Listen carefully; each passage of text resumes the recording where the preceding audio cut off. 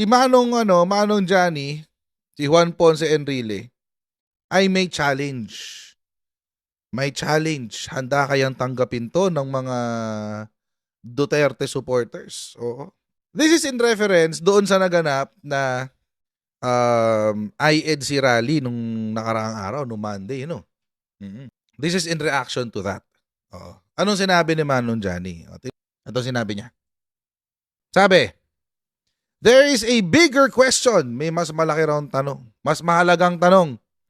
Can the INC with all its members amend the Constitution or suspend any of its provisions? Ay, ito na. Patay. Oo. Tay tayo dyan. Tay tayo dyan. Sabi ni Juan Ponce Enrile. Can the INC with all its members amend the Constitution? Kaya nyo raw bang amyendahan ang Konstitusyon or suspend any of its provisions? Are we prepared to discard or sacrifice the value of rule of law for a person or a group of persons? Ay, my goodness, mabigat na to mga tinatanong ni Juan Ponce Enrile. Tsaka medyo may konting medyo may konting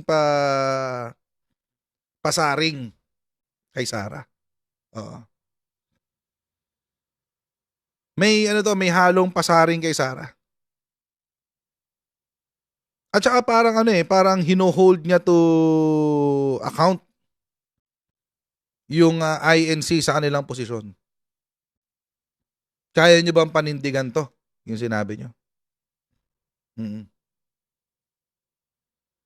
Impeachment is just a constitutional legal process to remove a government official from his office if there is a ground and evidence to support it. The impeached official is not going to jail by the mere fact of his impeachment. As a nation and a state, we will incur a very detrimental precedent if we follow the logic implicit in the INC rally that they mounted. Are we prepared and ready to face the long-term consequence of that INC move? O yun, patay. Tuloy tayo. Tagalogin ko daw yung sinabi ni Juan Ponce Enrile. O sige, tatagalogin natin. Meron dong mas malaking tanong na dapat sagutin ng INC, ng kanilang liderato. Kayo ba, sabi ni Juan Ponce Enrile, kayo ba kasama ng inyong mga miyembro ay kayang amyendahan ang konstitusyon o pigilan ang suspend any of its provision? Isuspinde ang mga provision nito. Sabi ni Juan Ponce Enrile, handa ba kayong isakripisyo ang rule of law, ang tagubilin ng batas ng Pilipinas para sa isang tao lamang o sa isang grupo ng tao? Alam niyo mga Kojero, merong parang parinig dito si Juan Ponce Enrile. Number one, sa ibang salita mga Kojero, sinasabi ni Enrile dito, isasakripisyo nyo ba ang hustisya? Isasantabi na lang ba natin ang batas at hindi na natin papansinin ba? We will turn a blind eye. Magpapakabulag na lang ba tayo sa kababuyan na ginawa ng Sara Duterte sa ating bansa? Yun ang sinasabi ni Juan Ponce Enrile.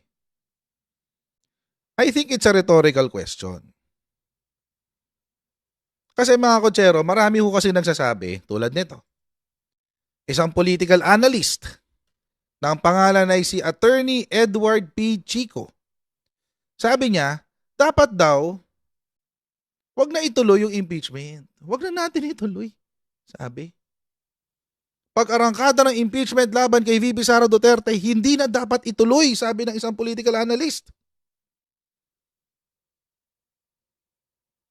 Bakit daw? Baka masayang ang oportunidad at oras na dapat ginugugol at inilalaan na lamang sa pagbabalangkas ng bagong batas. Ayun. Oo. Yan din yung sinabi ni PBBM eh. Pero again, hindi naman lahat ng sinasabi ni PBBM should be ay tama. Maski nga dito kinokontra ko si PBBM, totoo lang. Sa posisyon ko na to. Pro-impeachment kasi ako eh.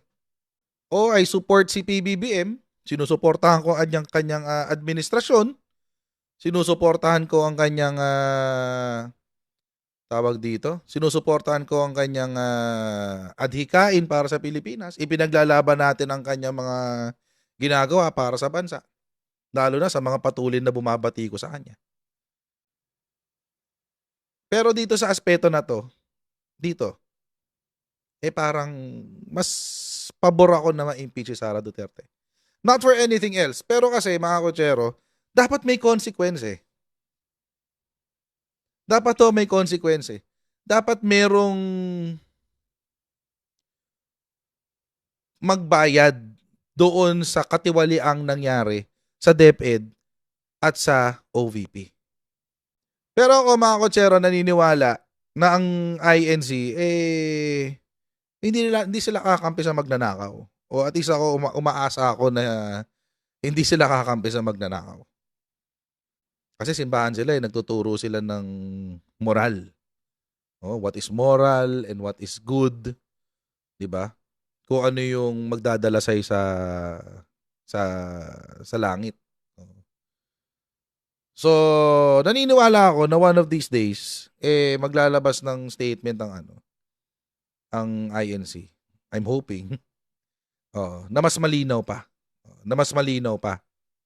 Sana mas maging direkta pa. Mas direkta. But anyway,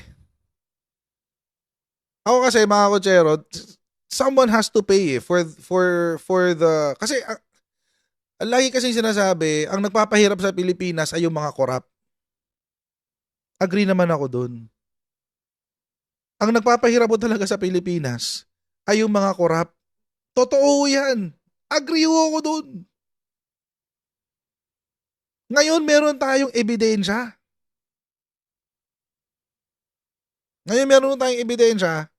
Ng isang taong korap. Dating minahal ng mayorya ng Pilipinas. Yun pala ang ending ay isang wolf in sheep's clothing.